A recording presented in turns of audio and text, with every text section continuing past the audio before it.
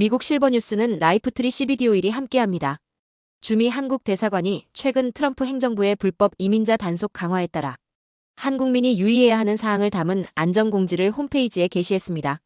대사관은 유학, 취업, 방문, 여행 또는 기타 사유로 미국 내 체류 중인 한국민에게 비자 유효 기간을 확인하고 만료가 임박했을 경우 적기에 신속히 갱신하라고 당부했습니다. 미국 내 불법 이민자 단속 활동은 범법 행위 이력에 중점을 두고 있는 만큼 미국 내 합법적으로 체류 중이더라도 음주운전 등 법령 위반으로 체류 자격이 취소되는 상황이 발생하지 않도록 유의해야 한다고 강조했습니다. 대사관은 특히 학생 비자로 미국에 체류하는 유학생은 불법 취업, 노동행위를 하다 적발되면 심각한 이민법 위반으로 간주될 수 있다고 경고했습니다. 눈과 비를 동반한 강력한 겨울 폭풍이 미국 동부 지역을 강타하면서 주말 사이 최소 9명이 사망했습니다. 언론들은 지난 15일부터 켄터키주에 폭우를 동반한 폭풍이 몰아쳐 주택과 도로가 물에 잠기고 최소 8명의 인명피해를 냈다고 보도했습니다. 켄터키주는 현재까지 300곳 넘는 도로가 폐쇄됐고 산사태로 인한 피해 위험이 매우 큰 상황이라고 매체는 전했다. 사상자 수가 더 늘어날 가능성도 우려되고 있습니다. 켄터키주 외에도 버지니아, 웨스트버지니아, 아칸소, 테네시주 일부 지역에서 홍수 관련 기상경보가 발령됐습니다. 도널드 트럼프 대통령이 헌법상 권리로 여겨지는 출생시민권의 불법 체류자 적용 배제를 강조했습니다. 트럼프 대통령은 소셜미디어에 올린 글을 통해 수정헌법 14조의 출생시민권은 오늘날 무단 침입자,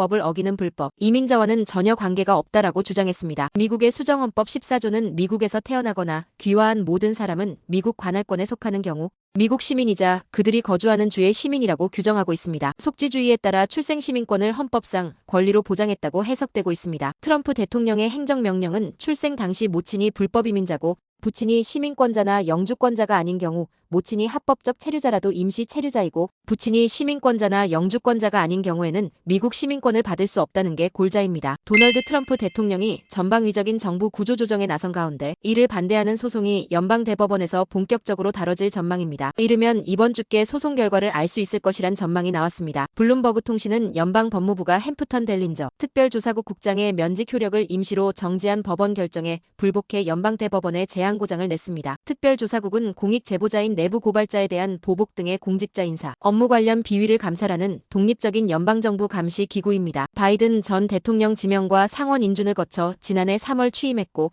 지난 7일 백악관 인사국의 면직 통보를 받았습니다. 이후 임기가 남은 독립기관 수장의 면직 사유가 없음에도 대통령이 권한을 남용했다며 소송을 제기했습니다. 언론들은 오는 18일쯤 연방대법원 결론이 날 것이란 예상이 나오는 가운데 이번 결과가 임기를 시작한 트럼프 대통령 정책 전반에 영향을 미칠 수 있을 것으로 보입니다. 미국과 러시아가 사우디아라비아 리야드에서 장관급 회담을 가질 예정입니다. 정상회담 일정을 비롯해 양국 관계 회복과 우크라이나 종전 협상을 주요 의제로 다룰 것으로 전망됩니다. 한편 우크라이나 종전 협상을 둘러싼 도널드 트럼프 대통령의 독단 행보에 맞서 유럽의 주요국 지도자들이 프랑스 파리에 긴급히 모였습니다. 프랑스, 독일, 영국, 이탈리아, 스페인, 네덜란드, 덴마크, 폴란드 정상과 유럽연합 집행위원장, 북대서양조약기구, 나토 사무총장은 프랑스에서 비공개 회동을 시작했습니다. 트럼프 대통령이 대서양 동맹 관계를 무시한 채 블라디미르 푸틴 러시아 대통령과 우크라이나 종전 협상에 나서기로 하자 화급히 대응책을 마련하기 위해서입니다. 회의에서는 우크라이나 종전 협상에 유럽의 입장을 반영할 수 있는 방안,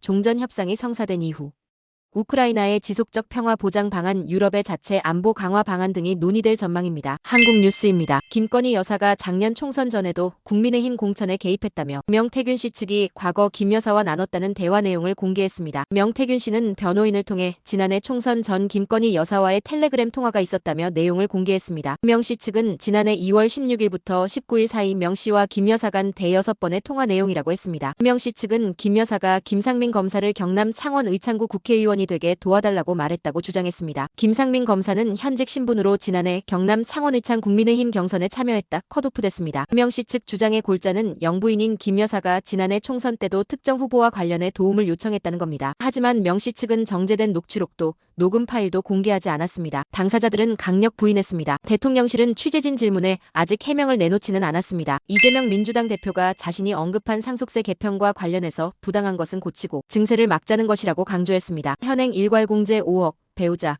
공제 5억을 각 8억과 10억으로 증액하겠다는 건데 이렇게 되면 18억 원 아파트까지는 상속세가 부과되지 않습니다. 이 대표는 면세 기준이 28년 전에 만들어졌는데 지금까지 유지되다 보니 서민 세금만 늘어났다며 감세하자는 게 아니라 증세를 막자는 거라고 말했습니다. 국민의힘은 우클릭하는 척만 하면 되니 일단 던지고 보자는 식이라고 이 대표를 비판했습니다. 끝으로 날씨입니다. 남부 캘리포니아 맑고 화창한 날씨 보이겠습니다. LA와 오렌지 카운티는 낮 최고 기온은 67도, 밤 최저 기온은 47도 예상됩니다. 밸리와 인랜드 엠파이어 지역 낮 최고 기온은 69도, 밤 최저 기온은 46도 전망됩니다. 해안가 지역은 낮 최고 기온 62도, 밤 최저 기온 51도 예상됩니다. 산간 지역 낮 최고 기온은 54도, 밤 최저 기온은 25도, 사막 지역은 낮 최고 기온은 67도, 밤 최저 기온은 37도 전망됩니다. 오늘의 뉴스 읽어드렸습니다.